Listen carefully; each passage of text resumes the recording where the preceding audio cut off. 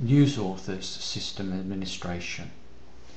If you go to the website maintenance news authors web page, you will get a list of existing news authors.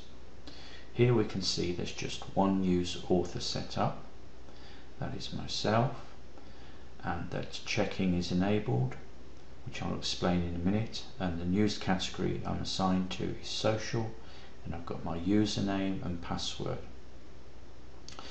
The update icon here, once clicked, goes through to the details form where I can update and add relevant details for the particular news author.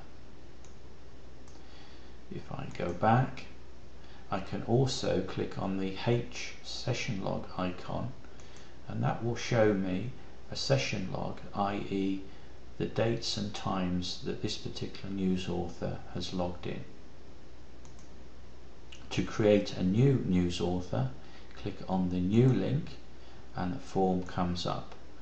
I'll just run through the fields on this form with you. The first field, administrator status, live delete. Basically, if you want to remove a news author, what you do is you come into the existing form and you change the status from live to delete. Click the submit button, and that will mean that the news author can no longer log in and create news articles. However, you as a senior administrator could come back and reactivate them at a later date. You can assign a news author to a particular category. Earlier on we looked at setting up news categories, and these are the same categories that we're seeing here. The idea is that you set up a news category for a different area of the club's activities, and then you would find somebody to write news articles about that particular activity. You put the title of the author in there, their initials, first name, last name.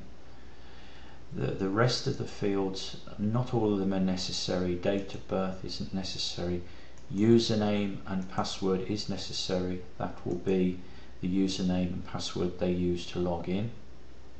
It's worth pointing out here that if you've got a member, they obviously will already have a login.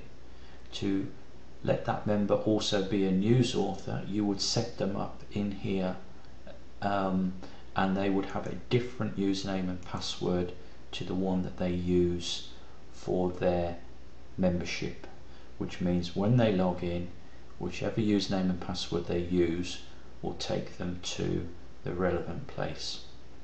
If they log in with their username and password for a news author, they'll be logged in as a news author. If they use their membership username and password, they'll be logged in as a member. The other details are contact details, which are optional.